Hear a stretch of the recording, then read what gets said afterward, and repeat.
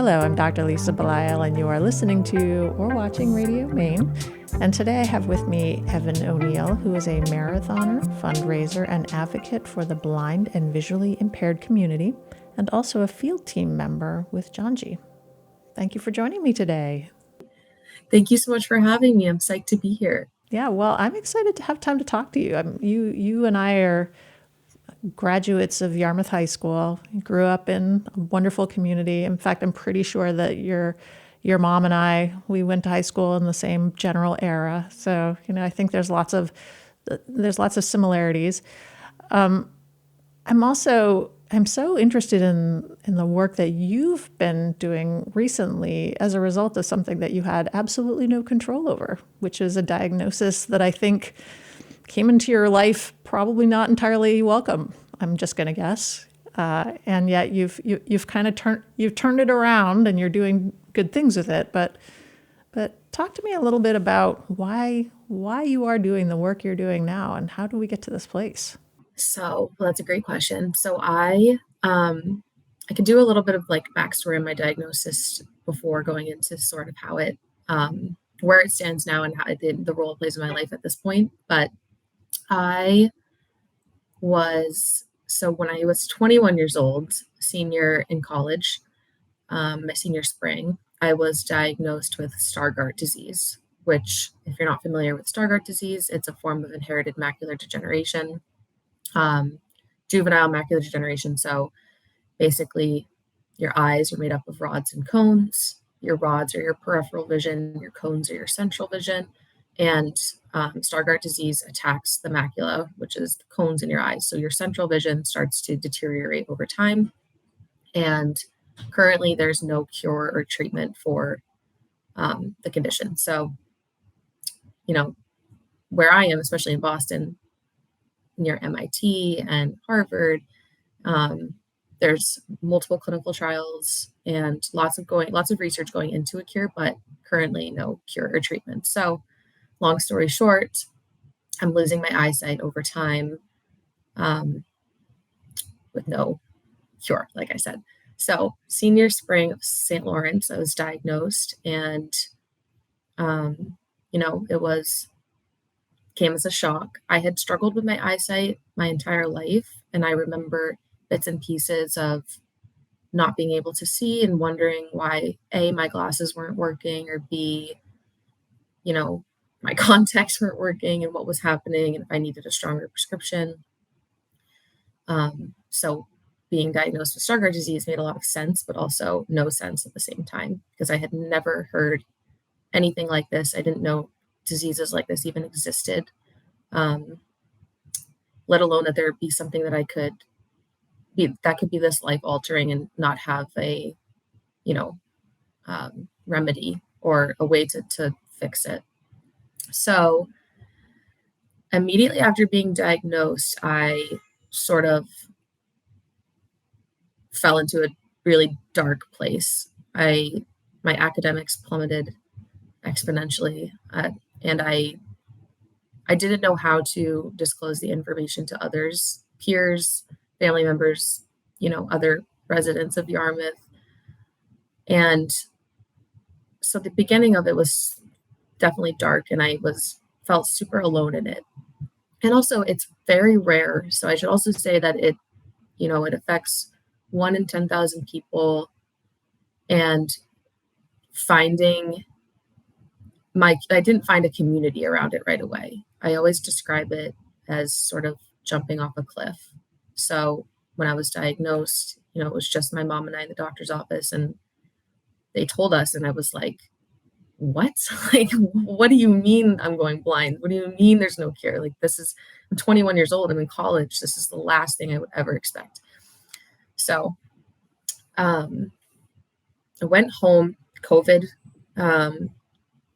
hit in March 2020, as we all know. I went home from school, and it ended up sort of being a blessing in disguise for me, because I think being in the college environment at that time was just not suitable for what was happening with me, academics wise, socially, everything.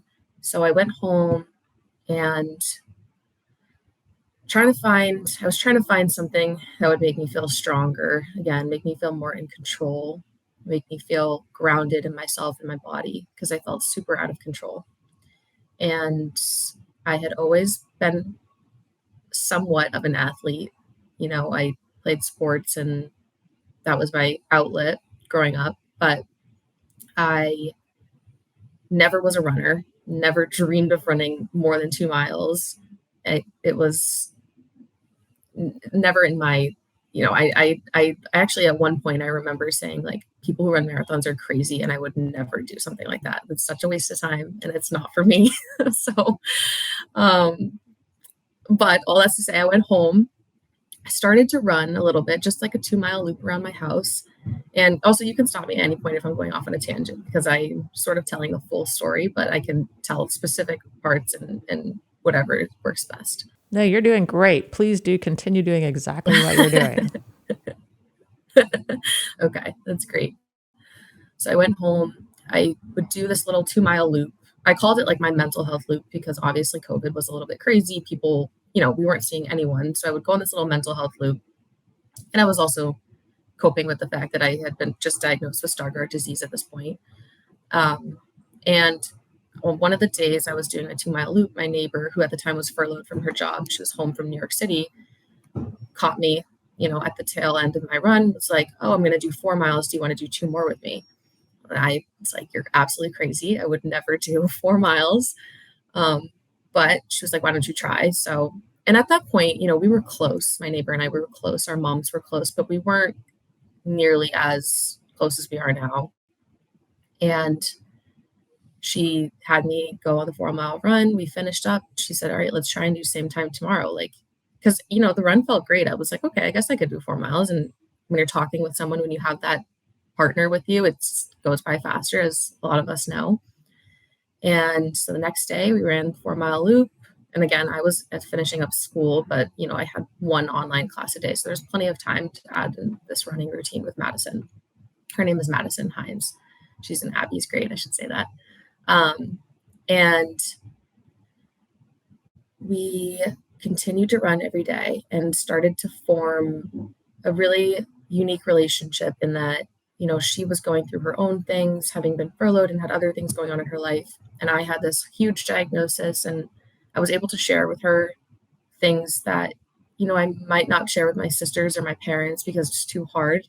And I think when you're moving your body in that way and you're having this physical, emotional, and mental connection with someone, it's so unique in that you're able to open up and express in a way that I think I wouldn't be if we didn't share that love of running and like willingness to move our body and be outside and want to connect in that way. So, she heard my whole my story. She understood kind of where I was with my diagnosis, what level of accepting it I was, and how fearful I was of the future. And eventually our mileage increased. We were doing 6-7 miles a day. And she was like, "Evan, why don't we do a half marathon?" And at this point, it was, most half marathons and full marathons in the United States and around the world had been postponed or canceled. And she suggested we do our own DIY half marathon around Yarmouth, Maine, and make it a fundraiser and have it be my way of telling my Maine community, my St. Lawrence crew, and everyone in between that I had been diagnosed with this very rare kind of crazy thing that it's really hard to explain to people. And so I agreed. And, I was very fearful at first because the half marathon was like crazy, but I knew that I wanted to tie my diagnosis to something positive. And running had been something really positive for me. Made me feel strong again, made me feel comfortable in my skin. I felt like I had some sense of control back that I had lost through my diagnosis. So I had done a little bit of research, what, foundations and organizations are doing for degenerative retinal conditions. And I was in contact with a few folks over at the Foundation Fighting Blindness, and I really liked what they were doing. I really liked, how they explained exactly where my money would go, how much would go to research, how much would go to education. And I chose a Foundation Fighting Blindness to fundraise for, and Madison and I ran our half marathon July 3rd, 2020, and we raised $20,000 and ran around Yarmouth, and it was the best, still to this day, I think one of the absolute best days of my life. I did not know what to expect telling people that I was diagnosed with this. You know, there can be some worry around how people will react and how they will see you and how they'll see you differently from how they previously saw you. And that can be said for so many things, but I just knew, especially as being a young 21-year-old girl at the time, woman at the time, I just didn't know what to expect. And it was really positive, completely altered everything for me. And from that point on, I was like, this is absolutely a silver lining. This happened for a reason, and it has to become something bigger than me.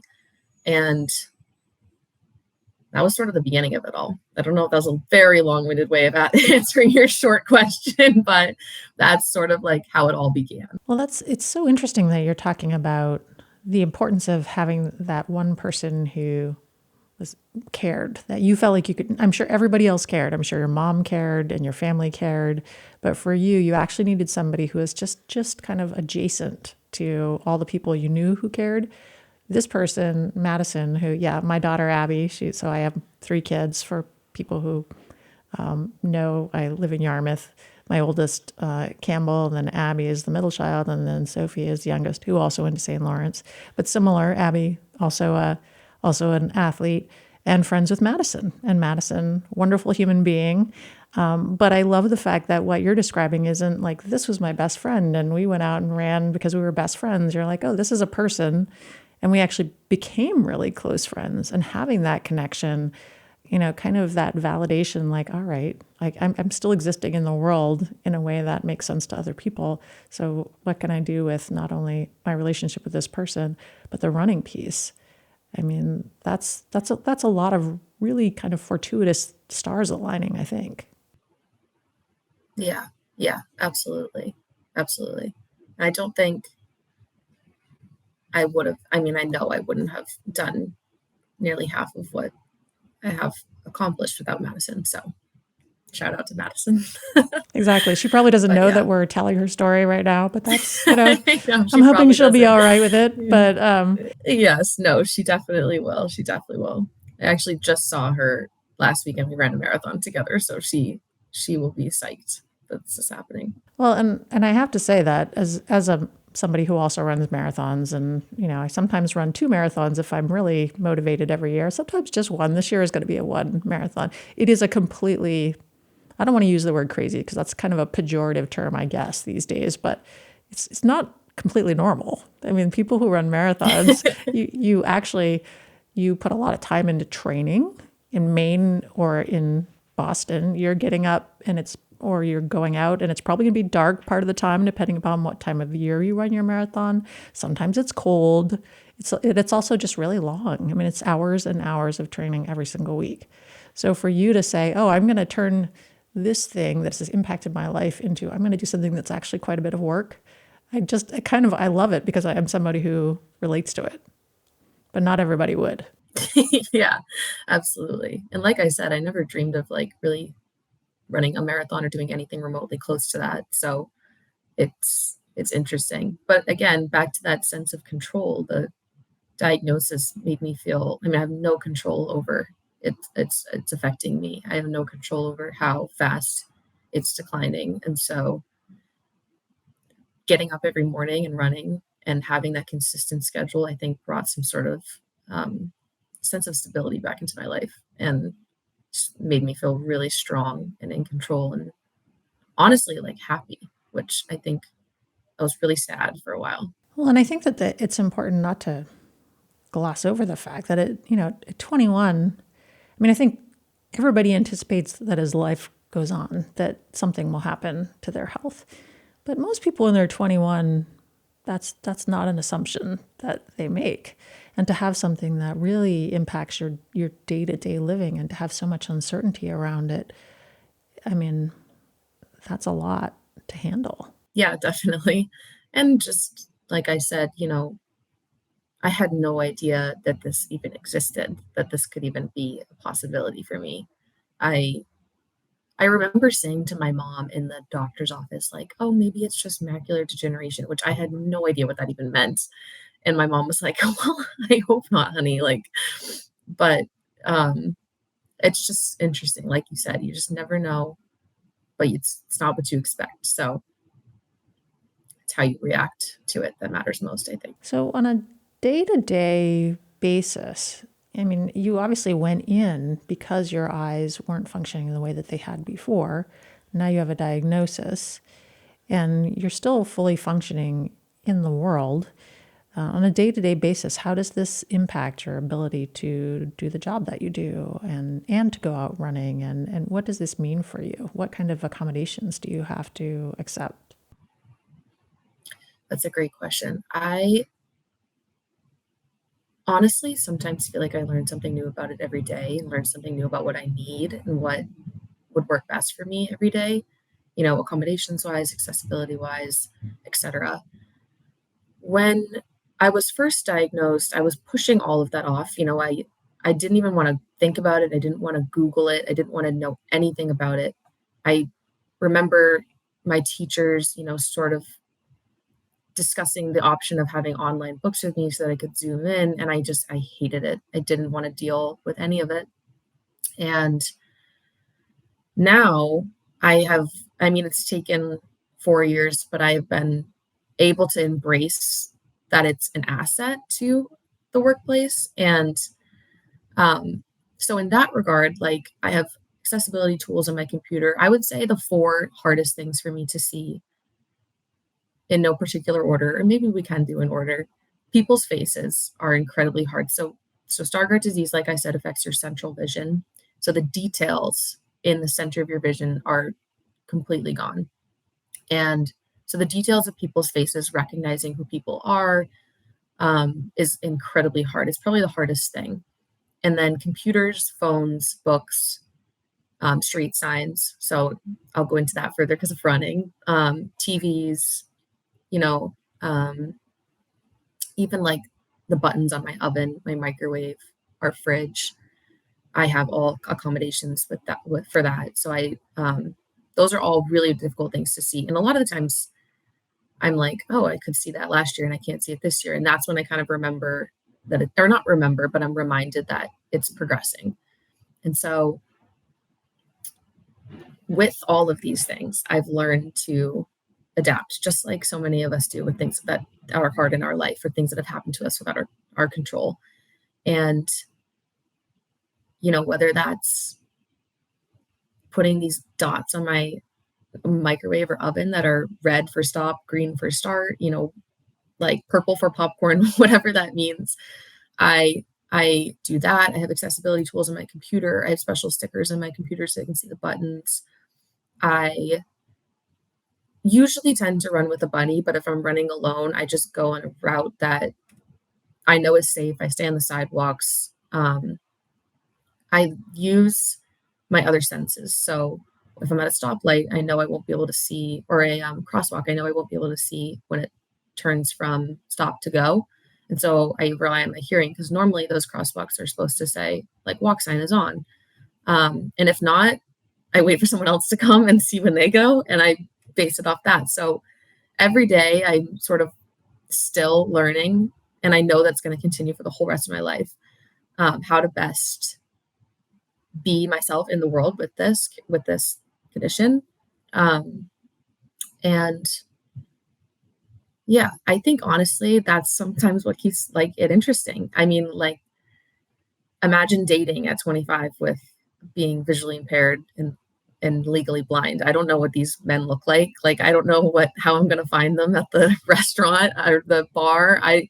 Especially like dim lighting, like it's so interesting. And not to mention not only that, but it's also really good gauge of if this person's right for me. And so it's just the whole thing is super interesting. Um, and yeah, I guess that's how I would answer that question. But I just make sure that people know. Like, for example, I just got a little side hustle job at a workout studio. And the first thing I think of is, how am I going to check people in? How am I going to be able to see the iPad? I'm definitely not going to be able to see people's names. But in those moments, I just have to bring myself back down to equilibrium. Like, I'll disclose that I have a disability. We'll find accommodations. Like, that's why Zoom exists. That's why Apple and Dell and Mac, whatever, they all have, accessibility tools on the computer. It's because people like me exist in this world, and they still are going to live full, rich, beautiful lives regardless of that, because there are ways to do so. So, another long-winded answer to your short question, but no, I think this is actually really important, and I think the fullness of your responses is so thoughtful, and I really appreciate this, because I'm not sure that I think most of us, we just have the perspective of where we're coming from. So we don't think to ourselves, well, what would it be like if I actually couldn't see somebody and I was dating, and I couldn't use visual cues? Because there's a lot of communication that does occur visually, just for example. So it goes beyond just, what does somebody look like? And will I like them because they visually appeal to me? It is also, when they are saying something with their voice, what are they saying with their face? And if you're saying that you have a hard time seeing faces, I mean, you really are also learning how to interpret communication in a different way.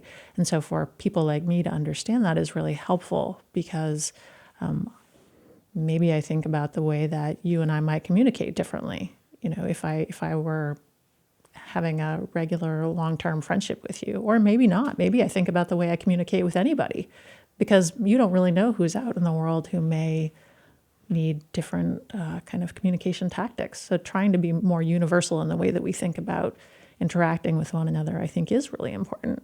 I absolutely agree. And it's interesting you say that, because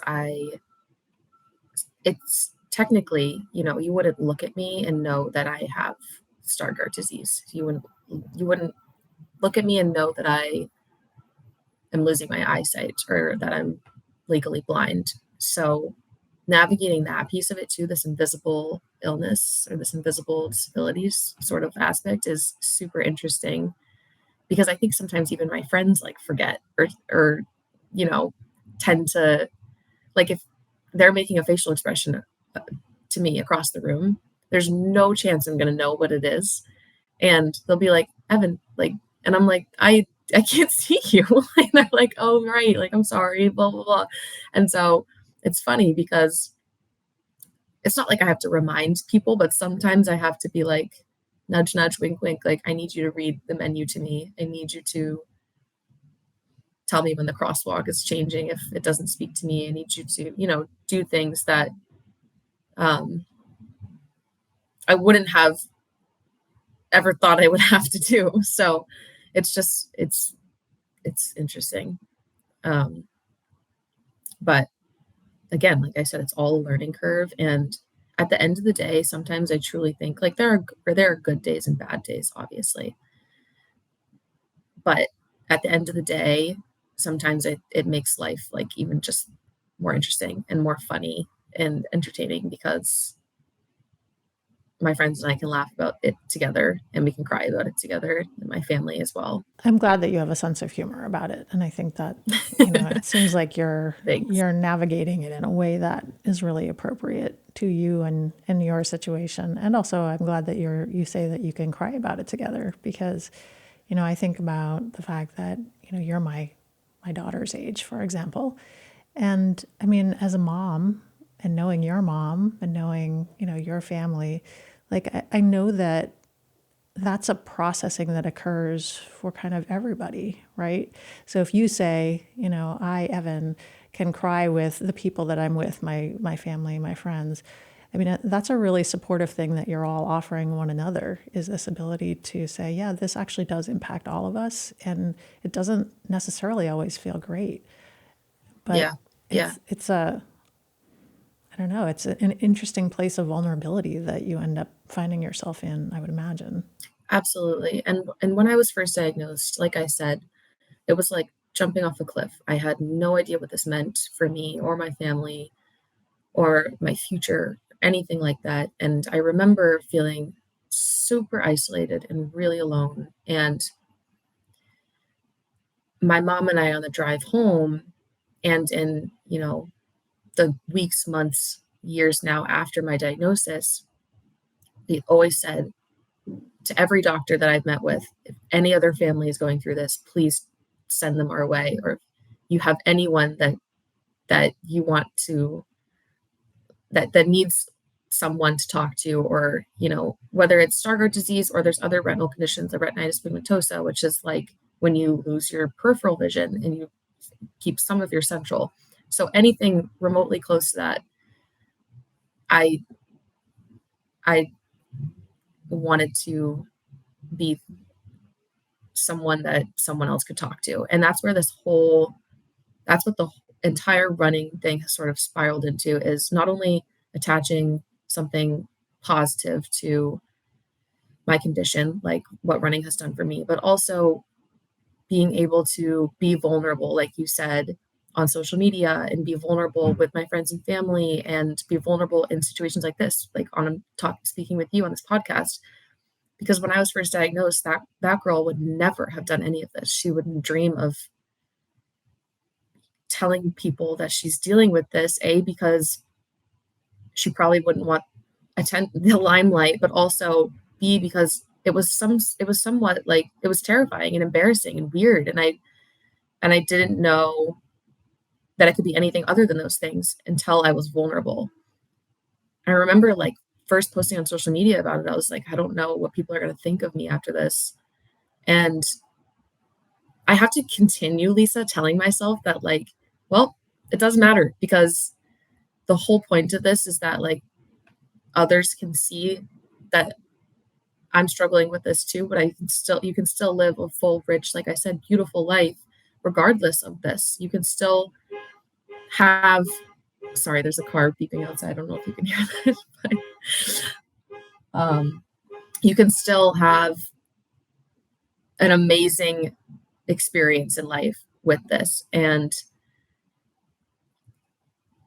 the messages from parents and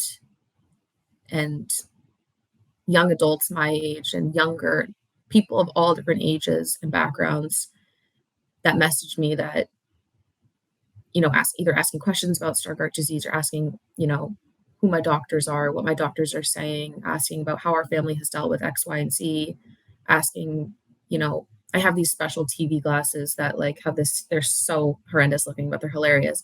And they have this thing on the side, and you can alter how close the TV is to your eyes. It's sort of like a giant magnifying glass.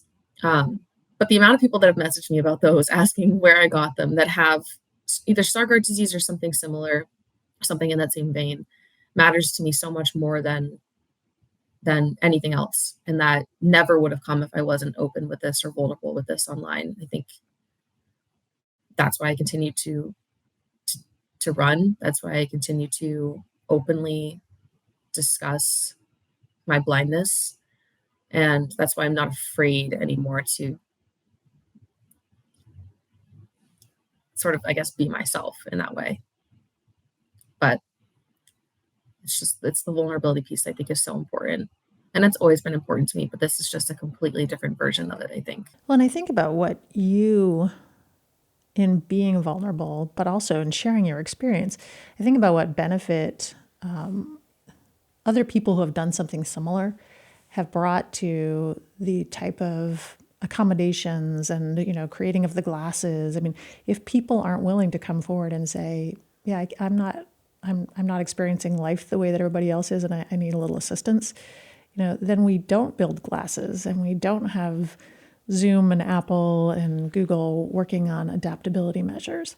I mean, I think it would be great if we got to a place where universal design meant that everybody has access to what they need online and otherwise. But the way that happens is by people coming forward like you and others who have done so beforehand and say, all right, so let me tell you a few things that I'm really challenged by, and how can you help me with this? So we kind of really need people like you to do that. Yes, no, I agree. Absolutely. And yeah, I think I would rather go through life being vulnerable and open like that, and whether it's like helping one person feel more comfortable in their own skin or a bunch of people, I would rather go through life like that than any other way. And I know that there are people that have Stargardt disease that don't want anyone to know, and it's not a part of their life that they want to share. And that's completely respectable too. And I think whatever you want to do with your journey is okay and fine. And it's just one of those things, I think, for me, that like, I know when I was first diagnosed, my mom said, this will become a superpower. And I knew I had to harness that in some way, whatever it is. And even if it's like, I don't, I have no like following. I like to, I'm so glad that it has become a superpower for me in that way. And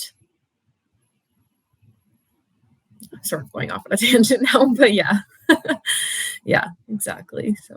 Well, and I want to reiterate something you just said, which is that there is no expectation. I think from me to you, I don't expect you to be vulnerable.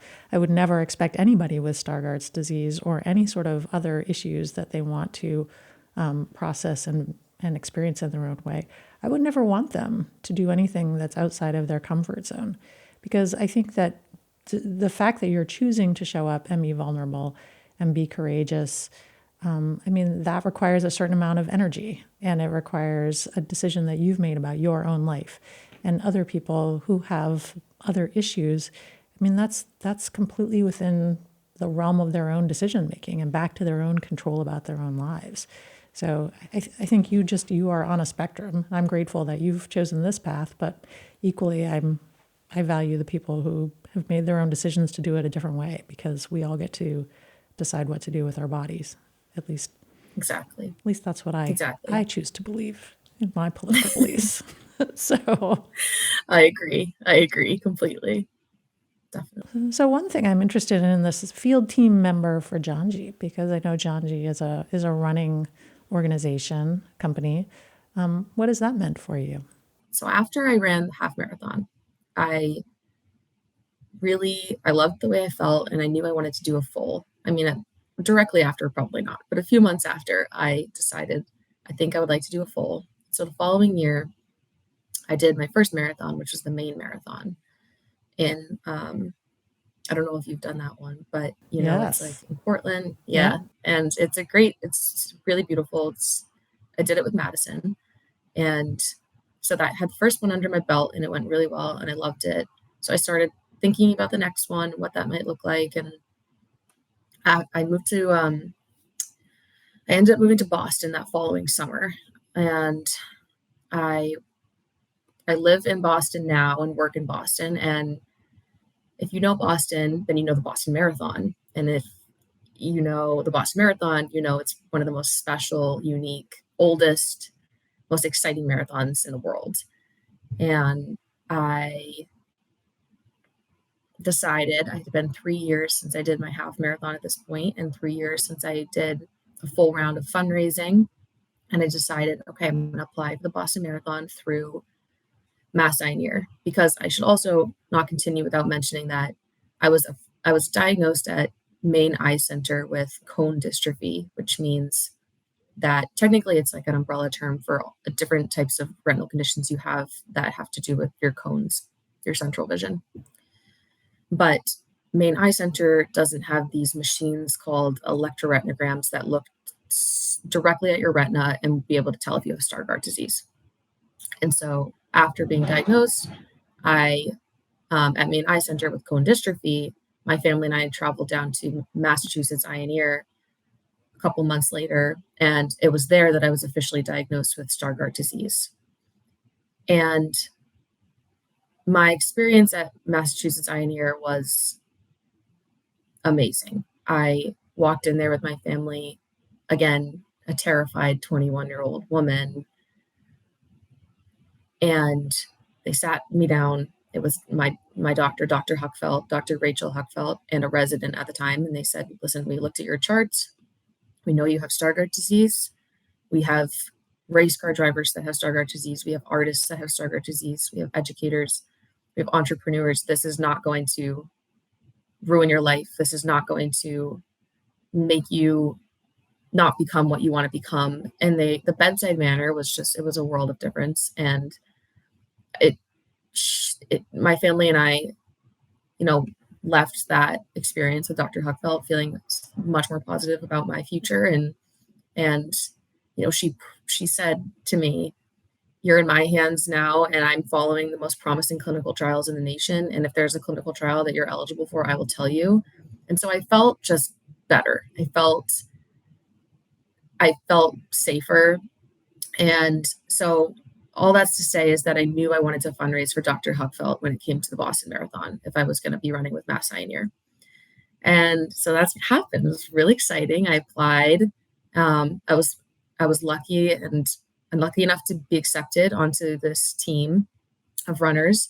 And they asked what area I would like to fundraise for and what department. And Dr. Huckfeldt has a discretionary fund, which basically means that she can use that money for whatever area of research she thinks is most important. And so I fundraised for her discretionary fund in the winter of 2022 into the spring of 2023. And I ran the Boston Marathon in the spring of 2023. And before running it, so again, the story is sort of all over the place sometimes, but after I was diagnosed with Stargardt disease, I moved to Montana sort of on a whim in the fall of 2020. So about 4 months after being diagnosed. And I knew I wanted to get away from the Northeast. I knew I wanted to get away from everything that sort of like happened that spring. And I also wanted a chance to see the mountains and ski and be out there before maybe I wouldn't be able to do that. So I moved to Montana, and another Yarmouth resident, Sam Ruda, messaged me when I moved out there because he went to school in Bozeman. And he said, I saw your story, because this was after I had done the half marathon, and I think it would make a really cool film. And Sam had just quit his job at Harley-Davidson, or left his job at Harley-Davidson, and went full-time freelance videography and photography. So he sent me a little message. I saw your story. I think this would make a really cool film. I would love to chat more about it. So it's super early stages. And I was like, whoa, someone thinks this is interesting. Like, this is crazy. And I went over and said hi to Sam. And Sam and I, we were acquaintances in high school, but never close. And I told Sam the whole story. And he said, okay, let's brainstorm. Let's come up with some ideas. So Sam technically started filming my journey in 2020. Sam's family still lives in Maine, so he came home from Maine that following summer and filmed me in Maine. So it was like 2020 through 2022, he was filming at different points in Montana and Maine. And so he had a ton of footage. So I called him, and we weren't really sure at that point what he was doing or what the story was going to be or become. He just knew he wanted to get film of me running and eventually tell the story. However, we decided that it should be told. And so when I got accepted to the Boston Marathon, I called Sam and said, I just got accepted to the Boston Marathon. I think that it would be really cool to get a brand involved. And at first I was like, ASICS or Hoka or something big. And Sam was like, I think you should take a step back. What about Janji? Have you ever heard of Janji? And I had never heard of them at that point.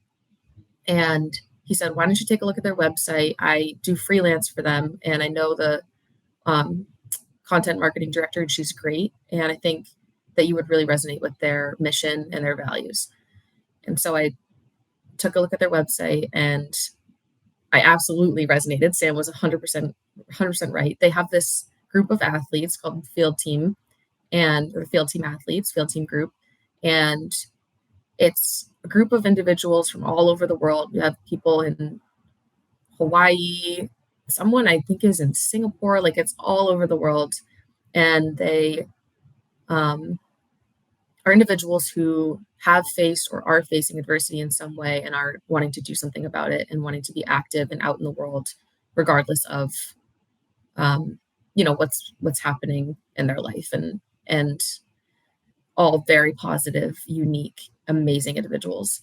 I was like, Sam, first of all, I'm honored that you think I could even be a part of a group of people like this, because this is insane. And I'm like, all these people had huge followings. And I'm like, I have like, my main crew and my like friends in Boston that know that that I'm like, even exist. And so Sam was like, well, let me get in contact with Kyla, who was their content marketing director. And basically it all sort of unfolded. I met with Kyla. The Janji headquarters is actually in Somerville, Mass. So like right outside Boston, or right outside the heart of the city. And so Kyla had come up for a e-commerce shoot, and I met with her, told her my story and what that I just got accepted to Boston, and I would love to represent Janji. And it all fell into place, and it was great. And I joined their field team in that spring. So this past spring.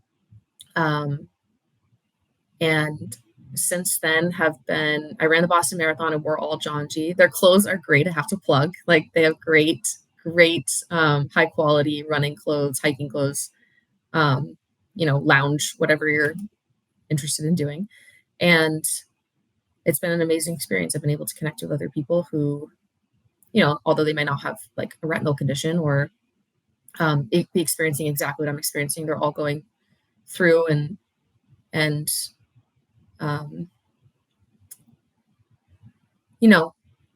battling their own unique thing. And we've been able to connect on that level and in those kind of shared experiences. And it's been amazing. And I have no plans to not be involved with Janji in the near future. Well, and I give you a lot of credit for running Boston. I wouldn't say that I've run it twice, and I wouldn't say it's the easiest marathon. If you want an easy marathon, maybe try something flatter, but it is a great marathon. And certainly if somebody from New England, and it's just iconic. So the fact that you were fundraising for this really important cause, and also you are running this marathon that, all runners aspire to be in. So it sounds like if you've kind of continued on this really interesting journey that it sounds like 5 years ago, you wouldn't necessarily have thought that you would have found yourself doing. You wouldn't have been probably running the Boston Marathon, I'm guessing. Yeah, no, definitely not. And it's so interesting because sometimes I think of my life in two, and I think of my Eavan O'Neill pre-diagnosis and Eavan O'Neill post. And it's really interesting. My perspective has just completely shifted. And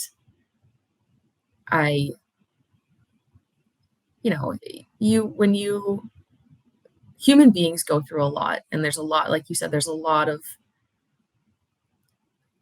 instances that happen in life where you're hit with something really hard, or you have to deal with grief in some way or hardship that you do not expect. And I think a lot of people change when that happens, or their outlook on life changes, or some aspect of who they are is altered.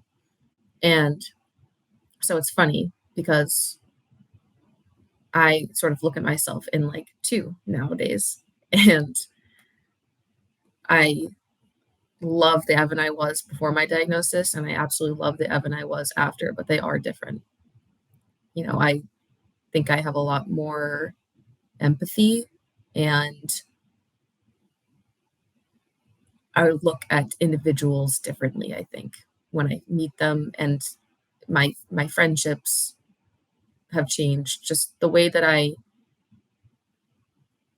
understand individuals, I think, has changed too.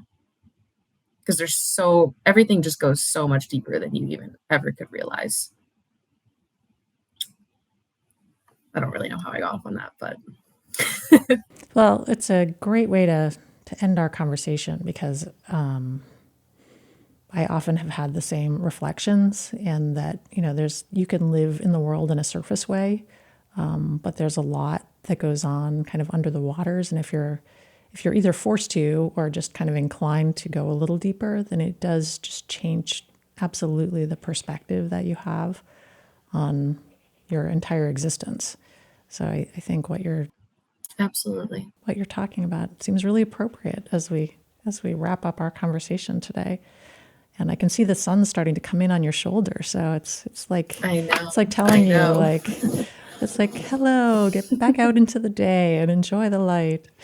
I've been speaking with Eavan O'Neill. She is a marathoner, fundraiser, and advocate for the blind and visually impaired. She's also a community team member for Janji, and she is a fellow Yarmouth High School graduate. So go Clippers. And go Clippers. Go Clippers. And I really do appreciate your taking the time to have this conversation with me and to let everybody else that listens to Radio Maine have an insight into your world. So thank you.